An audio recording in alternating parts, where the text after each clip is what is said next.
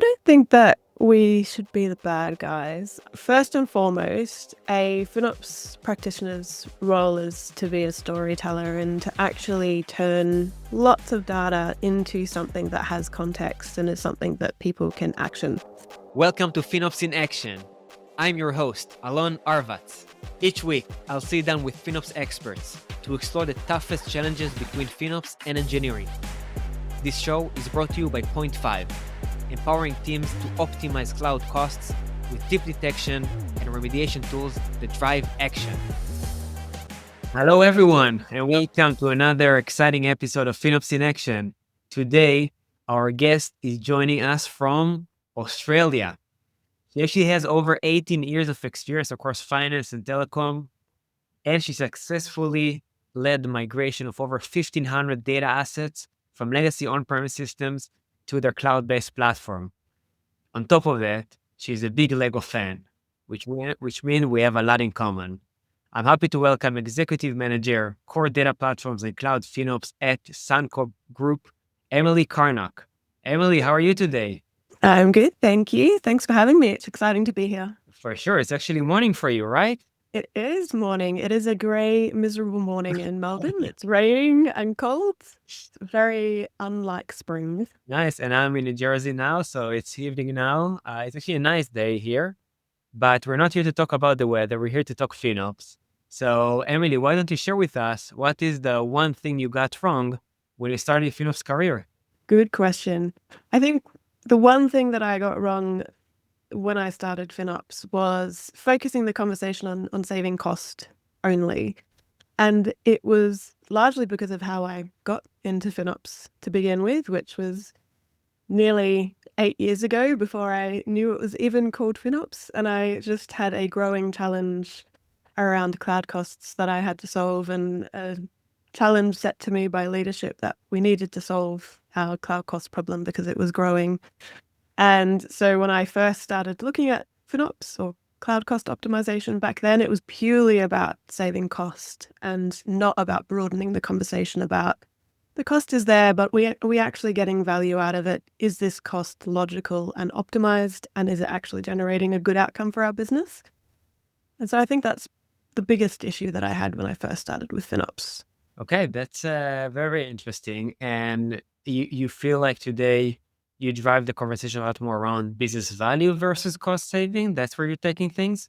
Yeah, definitely. It's very much more focused on value. Shifting the conversation away from why is it costing so much is something that generates a culture of understanding and actually making sure that we're getting the value out of something. I think inherently, as soon as you're asked somebody, why is it costing so much, there's such negative connotations, and that negativity starts to build this culture of blame and name and shame, which can be really, really easy to build up in FinOps when you're looking at the wrong thing. But shifting away from that, why is it costing so much in a negative connotation, and trying to understand actually what value is that cost generating, and is that the right value for our organization, starts to build a much better culture and a much better understanding of the cloud. So I run the data platforms at Suncorp. That was my core role when I first started at Suncorp. And for anyone who runs data platforms, you will know that they are typically the top of naughty lists when it comes to cloud cost reports. They are very memory intensive, compute intensive. They love to store data. The more data, the better outcomes you can generate for your business. But it means that they are often at the top of that list. And focusing only on the costs that they were incurring on our general ledger wasn't really focusing on the value that these platforms were also generating for our organization. Our data platforms underpin all decisions that we make. They underpin the personalization that we put in place for our customer. They now underpin a lot of our AI outcomes. So they generate huge volumes of value for our organization. And as soon as we started to shift the conversation away from, man, they cost a lot of money and why are they costing so much, to, well, this is the platform that does all of our predictive modeling for natural hazard events and actually let us know when a natural hazard is going to impact our customer and this is the cost of that platform. And it increased because we had a natural hazard on it at that time. It became a much more constructive conversation. And frankly, some of the conversations just stopped because it was, this is the cost of the platform, and that is the cost of delivering this outcome for our customers. And that's okay. That's a cost that we accept. That's very interesting. And I'm actually very curious if it doesn't conflict with product management, because typically product management, they're the ones who say, okay, we need this product because it will create more revenue, it will mitigate risk. And then they go out and build it.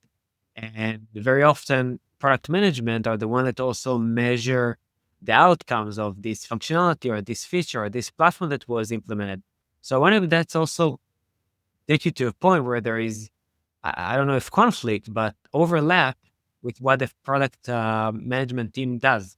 We have to work really, really closely with our product management team. And we spent a lot of time educating them on what those costs are. Because I run the data platforms, a lot of the time people can forget that data platforms host data products. And so they can begin just to have a look at Redshift as a concept or Databricks as a concept and really go, well, that as a platform is really expensive. And we've spent a lot of time educating people and making sure that they understand that we, at the end of the day, should be invisible to most conversations. We should be talking about the data products that are hosted on there. And our job became very much educating the product owners of these data products to start thinking about in terms of cost and making sure that they were running data products that had very optimized cost, but also that had a clear benefit statement. Why do we actually run this data product? Is it used by the organization? What's the return of investment that we get from this data product? Is it the right thing for us to be doing? And starting to have that conversation, I think, again, started to generate the right culture and better understanding about cost and value and how they go hand in hand. Interesting. And I don't know what data platform you use, by the way, if it's a Snowflake, Databricks, whatever it is. But let's assume for a second you use Snowflake just for the sake of the conversation. And it sounds like Snowflake should love you very much, because you're the advocate of, hey, yeah, we're paying them a lot of money, but we're also getting a lot of value. So do they collaborate with you on explaining the value? They do. My Databricks partner would be very upset with me if I said that I use Snowflake. So we are a Databricks partner, but also a very large scale AWS partner as well. So we leverage both Databricks and Redshift as the core transformation engines of our data warehousing and AI platforms at the moment. And it is very much a partnership. We work with both AWS and Databricks to really make sure that we're embedding cost optimization and cost efficiency into the very DNA of those platforms. And we've worked with them, particularly Databricks in the AI space, where things have been rapidly evolving and new features have been coming out, to make sure that we're evolving our services and our way of thinking about FinOps at the same time on those platforms.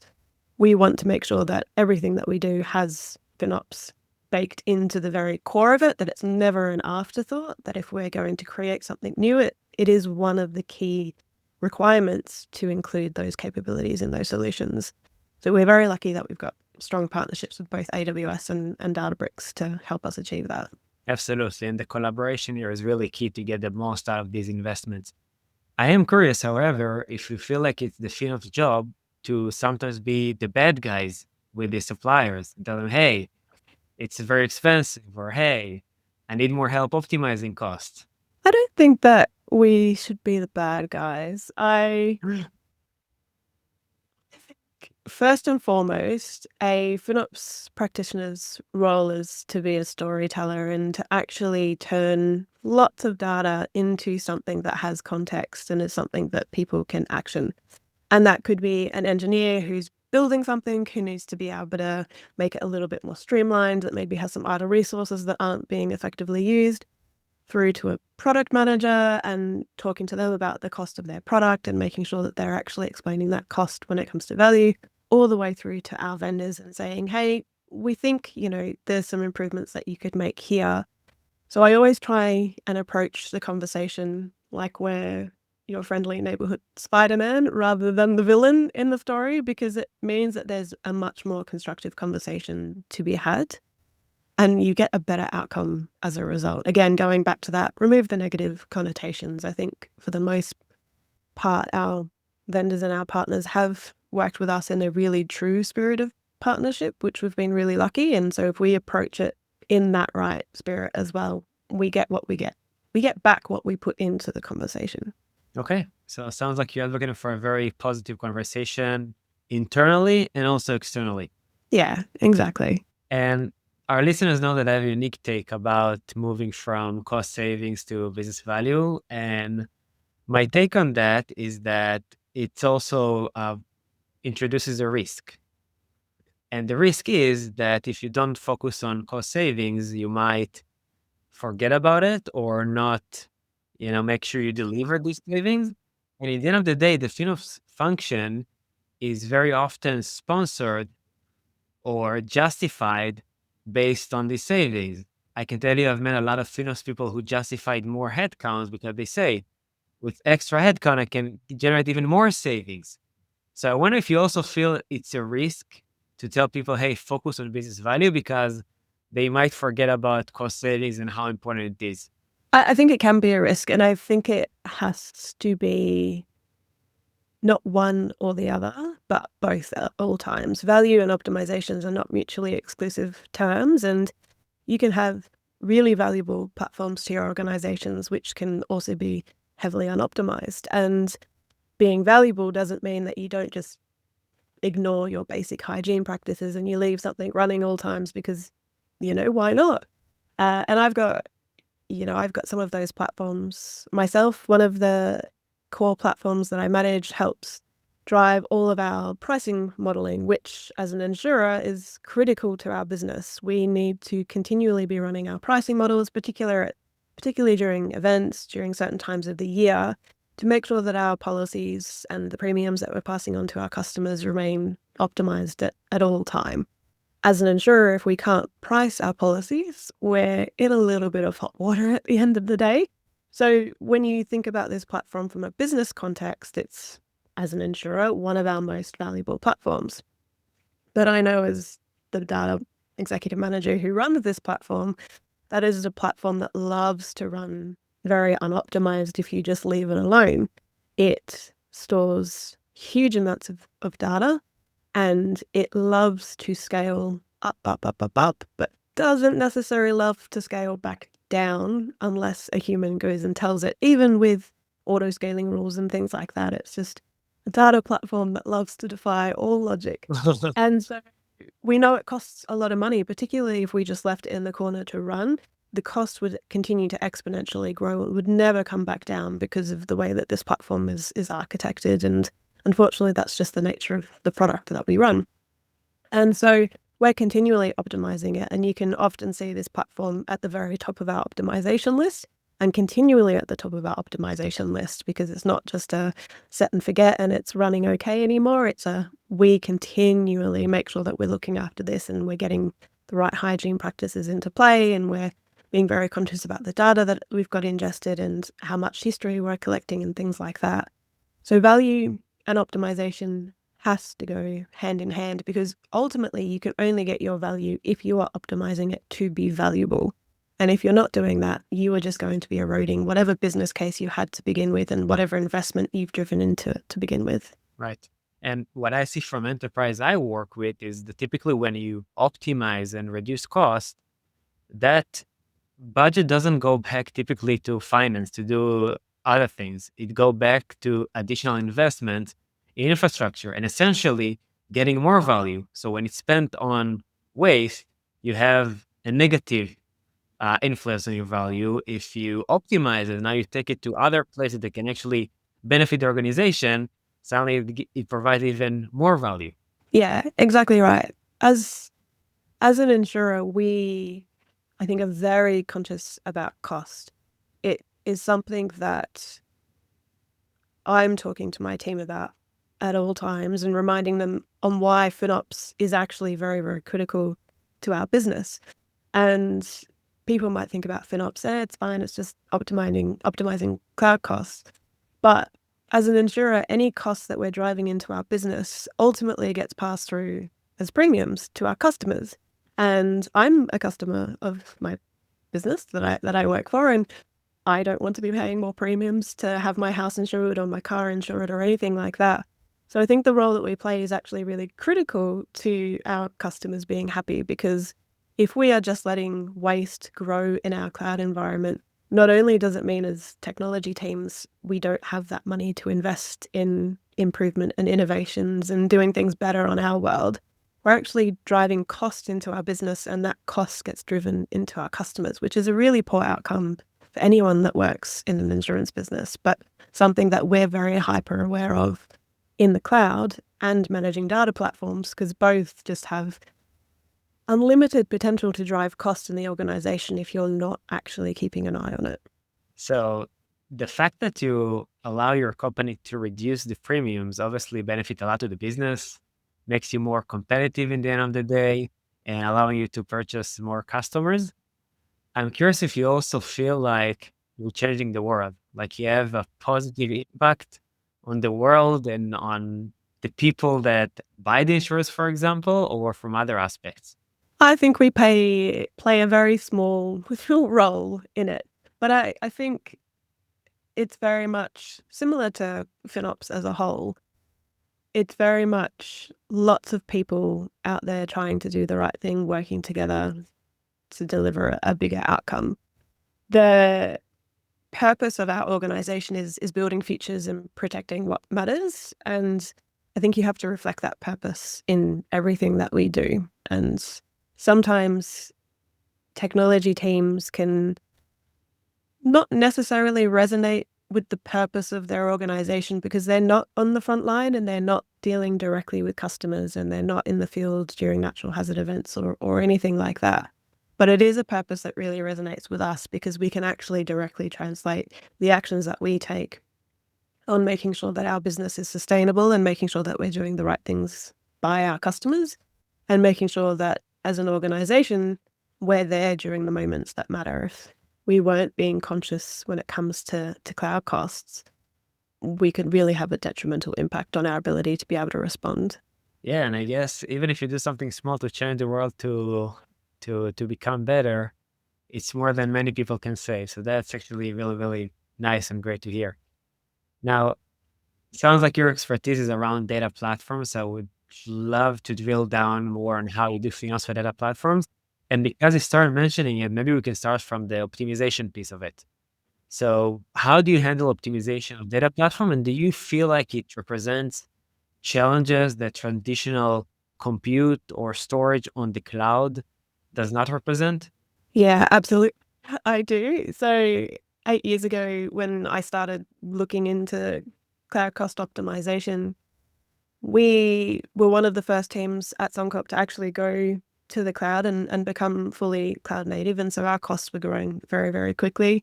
We were the data platform team. And so the services that we were using were very specific to data platforms. And so your infrastructure team didn't use those services and none of your front end teams used those services. So internally, we couldn't really talk to anyone to say, hey, we're running this. Have you got any ideas? And so we had to do a lot of research up front to try and understand how to optimize data platform costs. And I will be completely honest with you, 8 years ago, there was not really much talking about optimizing data platform costs. So I think we were very much on the bleeding edge. If you did a Google search, it would be like, oh, this is how you optimize EC2 and EBS and S3. And I'm like, yeah, but what about massively parallel processing data warehouses that are shared by, lots of different teams and might have 20 different projects running in it at the same time?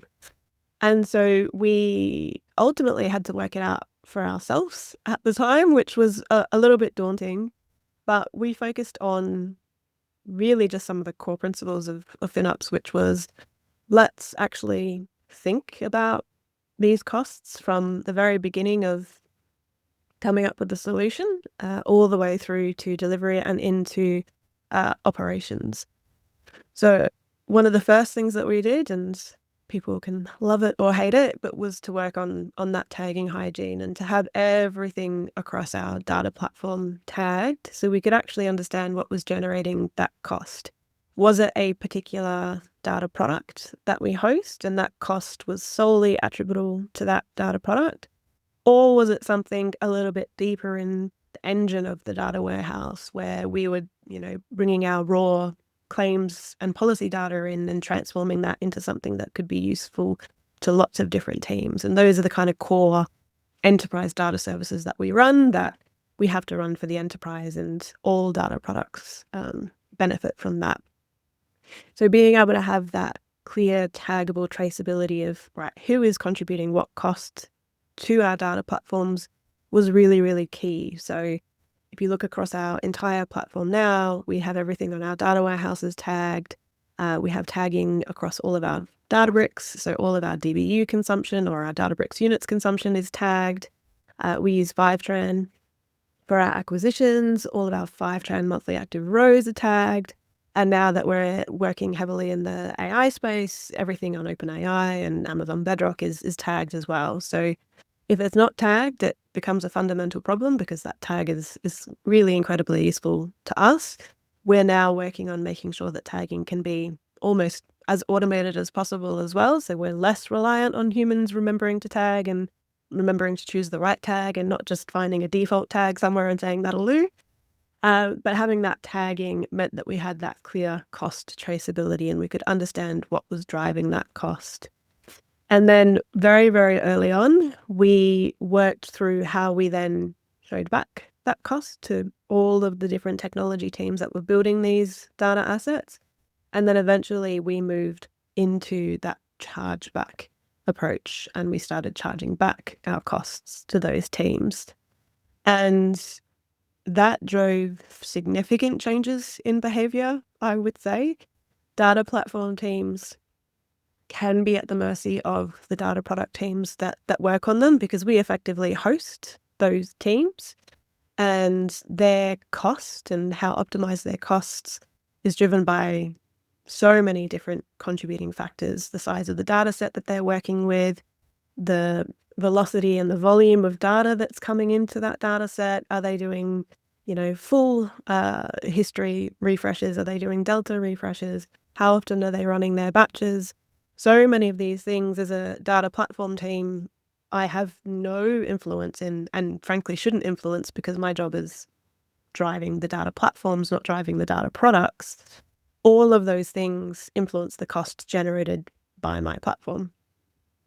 And as soon as we started shifting that cost, first in that showback method and then in that chargeback method, it then started to really trigger ownership of that cost and ownership of any risks associated to that cost. And so the conversations that we used to say before to say, hey, you're growing your data set bigger and bigger and bigger, and is that actually the right thing for your data product because we can see that it's driving more and more cost? As soon as they had that ownership of that cost, we saw them actually start to take tangible action and to work with us to set things like, even basic things like S3 lifecycling, and having that in place and starting to actually archive data that they didn't need because their queries didn't rely on that historical data. So we worked through all of that, and then we've worked over time on just general education around how to actually optimize those costs. And that education we try to always have backed up by data and by insights on what we're actually seeing. So we have some data platforms where if you're kicking off really long queries and if they go over a certain time threshold, people will get an alert to say, hey, this might be okay, but also the query is running a little bit long when it comes to the traditional averages that we see. And do you want to go and do some optimization to actually see if you can get some better cost and performance out of this? So there was lots that we did. And it never ends. It never ends. We're still working on it. Oh, that's quite a journey. Quite a journey. Fascinating. I'm curious, do you also deal with optimizing the queries that you send to Databricks and Redshift? We make recommendations based on what we can see. I've got some very clever guys in my team who do come from a data engineering background and a data architecture background. So quite often we get them to have a look when we start to see some really anomalous data and queries come through in all of our dashboards, and we'll send them in to say, can you just have a look and see if there's anything that catches your eye here? And what we've done in the past is we call them little tiger teams. So they come together and they work with some of our FinOps practitioners, and they work directly with the data product team who built it, and they help them do query optimization. And it could be rewriting some of the codes to be more performant. It could be having a look at the data set that the query is pulling, can have a look at, the volume of data that the query is pulling as well, or even the time of day that the query is running, and actually making sure that they're optimizing it to get the best performance for the customer. So we do that.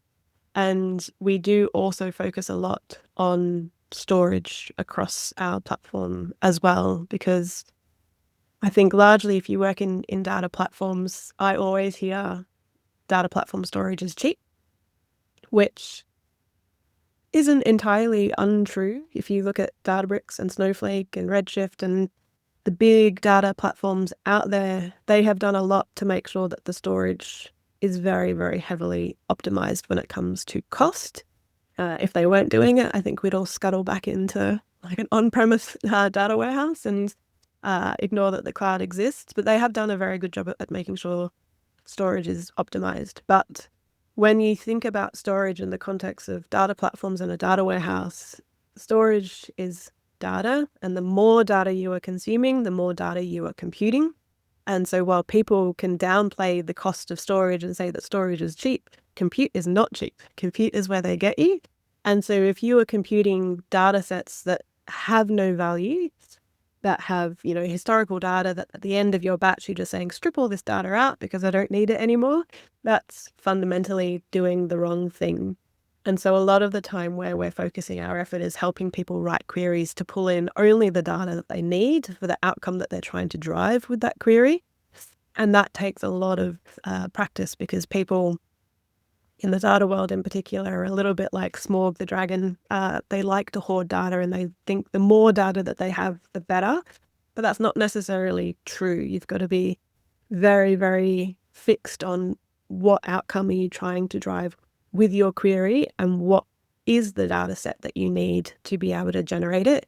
And you should only curate and consume exactly what data you need. Otherwise, that can be the single source of waste in a data platform, is computing data just because it's there, not because you need it. I agree. This is the biggest risk with these platforms. By the way, in the past, they were also charging very high on storage, but they decided to stop it because they want people to send more data into the warehouse. So it's historically how it evolved. And like you said, like in the beginning, it looks very cheap, but then compute and the queries start running on all the data, and then not relevant, and then the costs go very, very high. Wow, it's been already half an hour. I didn't even notice it passed. Oh my God. I just have to ask one more question, because we talked about AI and optimizing OpenAI and Bedrock, and that's also a whole new world. I'll just focus on one question. Like, do you feel the ones you mentioned, let's focus on OpenAI and Bedrock, do you feel they introduce new challenges for FinOps that did not exist on data platforms, or it's more of the same?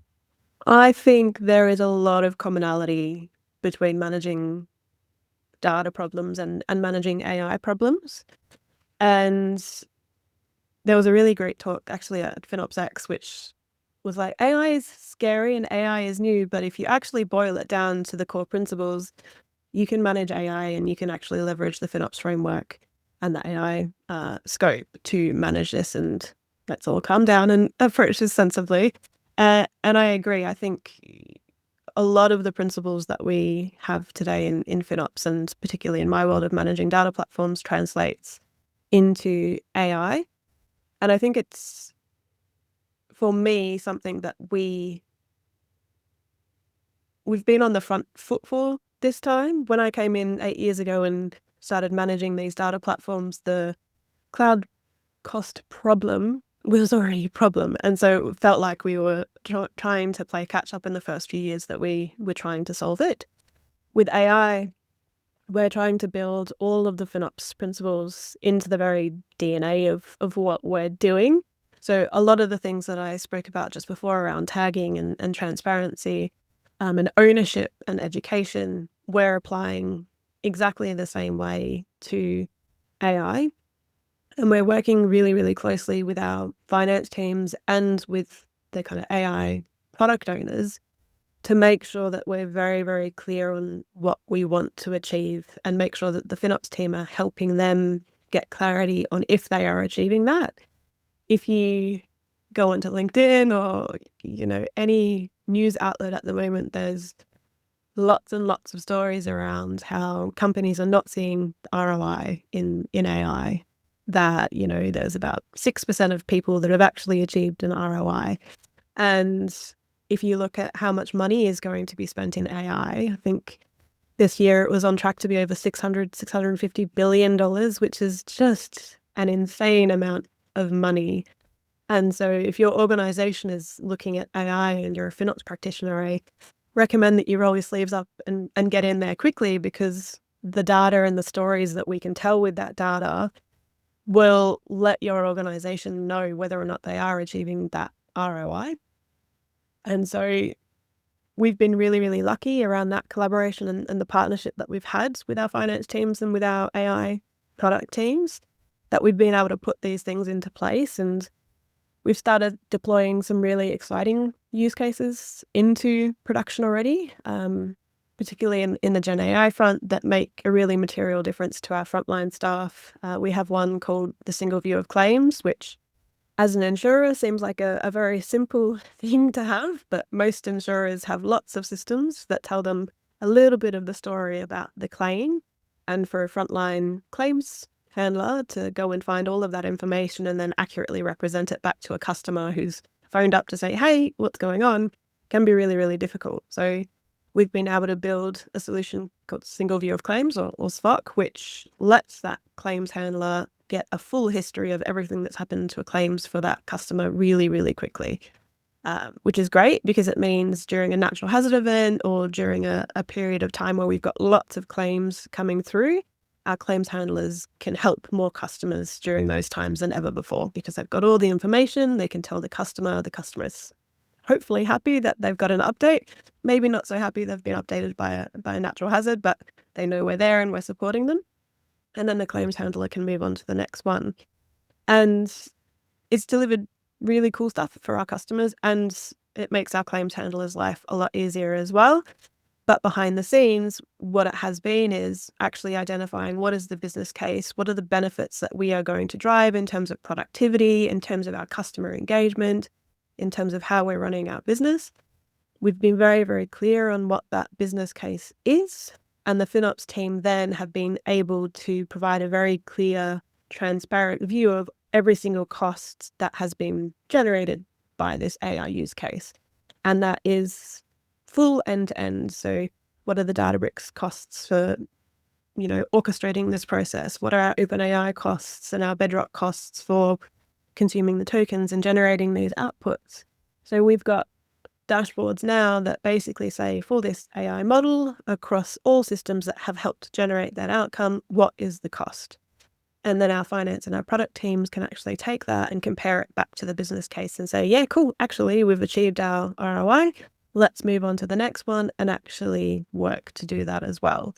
So going back to that, building features and protecting what matters, I think as an organization, we're being very, very conscious about AI and what we can do with AI, but also making sure that we're generating value for our customers and value for our organization at the same time, and not just running away and saying AI is cool and shiny and let's do it. It needs to be grounded in that value, which for us is our customer and our staff, and making sure that we're there in the moments that matter. These are amazing case studies, and it's fascinating to hear about it, I have to say. And it sounds like we're lucky that FinOps came to such a maturity before the AI boom. Like, we know how to do FinOps before AI gets out of the control, which is absolutely great. You did talk in the beginning about the fact that companies don't see the ROI. Now, I want to play the devil's advocate to what you said. Maybe they don't need to see an ROI. Maybe it's still experimental. We're still in the beginning of the journey. By the way, I just checked lately, out of our enterprise customers' cloud spend, how much is spent on GPUs and AI services. It does not include, by the way, Databricks, Snowflake, and alike, just cloud spend. And like only 2.5% of their spend goes on GPUs or AI services. So it's still not a huge problem for the enterprise. So maybe we should tell the people that start their journey, hey, you don't have to get too stressed out, and you don't have to waste too much time on figuring out right now. You can wait for later when you figure out what you need to do about it. What you will say about this approach? I think later would be too late. Personally, as I said, I do think that we need to really embed this into the genetics of what we are building with AI. And I love experimentation and I love innovation, but all good scientists would tell you that with experimentation, you are controlling your variables and you're changing one thing at a time or maybe two things at a time. And it's important to have those controls in place for the rest of your experiment. And I think the cost controls are going to be super, super important. Even if you say you don't mind what the cost is, at least have the data to tell you what that is so you can understand it and understand whether or not that's acceptable for your business. And maybe it is, or understand where that might start to pose a risk to your business and to your customers and to your staff. Yep. So I guess I will have to stop tell people not to care about AI costs anymore. They'll sneak up on you. Okay, very cool. Emily, these were some fascinating insights. You're absolutely in the forefront of FinOps for the next generation of variable cost IT spend like data platforms and AI. But that's really fascinating. We talked a lot about professional topics. I really want to talk about more personal topics. And let's start talking about everything you have behind you in the background. So it's related to your Lego fan, which is great. Yeah. I also see Hogwarts there, right? Yes, the Hogwarts is behind me. Yeah, Hogwarts is behind you. So are you also a Harry Potter fantasy fan? I am. I am a huge Lego fan and a huge fantasy fan, but particularly Harry Potter. I grew up reading and loving Harry Potter. My son is called Harry, which gives you a little bit of an indication of how much I love Harry Potter. Probably a little bit too much for someone who is approaching middle age, but no, I love books and have always loved books, and Lego is very, very good for me. I like to solve problems, which is maybe how I got into FinOps to begin with. And Lego is kind of that really great. You get a big bucket of pieces and you can solve and create magic with it, which I love. Yeah. So your son is Harry. That's funny. I guess at least it's not Voldemort, I guess. That's true. Occasionally we call him Hagrid because it just gets a little bit confusing. But yes, no Voldemort's in this house, only Harry. But he is a proud Slytherin, so he tells me. So Oh, yeah? maybe one day. That's funny. Okay, very cool, very cool. And you have tons of books behind you, and we have a tradition that our guests need to recommend a book. So what book would you recommend to our listeners?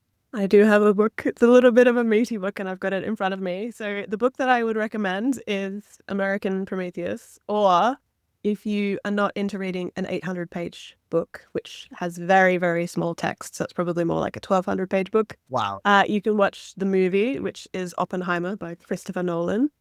And I found it to be a very, very fascinating read and a very important read. It was all about the Manhattan Project and the invention of the atomic bomb. And there's a number of parallels, I think, that we can draw with what's happening today with the advent of AI and, artificial general intelligence as well.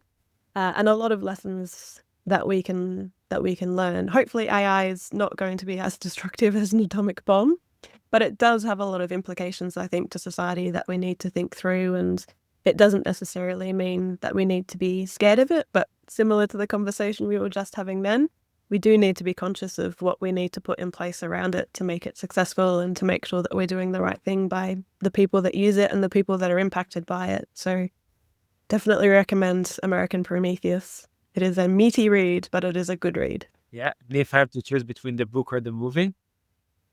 Ooh. The movie is pretty excellent. Cillian Murphy. Wow. Cillian Murphy makes it.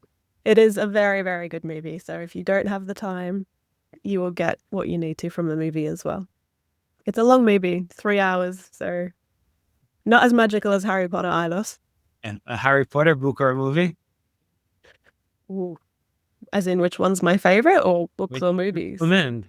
Which would you recommend? Oh, the books. The books for sure are much better than the movies. Okay. But particularly book 3 is my favorite when it comes to Harry Potter. So I'm going to make a confession. The first time doing that in public, I stopped reading Harry Potter after the 4th book. Travesty. Well, now you have some homework. I guess so.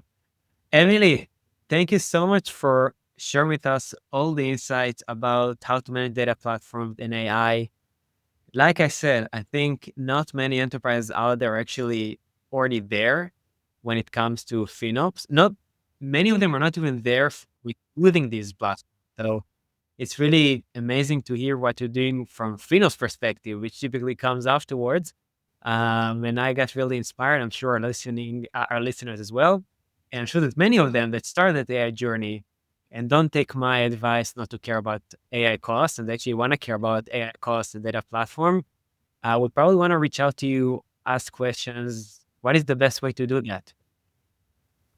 You can reach out to me on LinkedIn. I am there. I'm typically very good at replying to my messages, but I am very happy to help answer any questions. One of the things that I love about FinOps is the community that we have around us. It's how I ended up on this podcast through meeting people at FinOps X. So I'm always happy to help and to share my perspective. 100%. Emily, thank you again for joining us. Thank you for having me. It's been great. It's been amazing. And I would also love to thank our listeners to holding up until now. I think it's going to be one of the longest episodes we've ever had, which is great. So thank you for staying until now and for joining us for every episode. Don't forget to tell your friends about the podcast and spread the insights you learned here and spread the word about the podcast. Emily, thank you again. This has been fascinating, interesting, visionary episode of Connection. Hope to see you all next time. That wraps up another episode of FinOps in Action. Thank you for joining. For show notes and more, please visit finopsinaction.com. This show is brought to you by Point 5, empowering teams to optimize cloud costs with deep detection and remediation tools that drive action.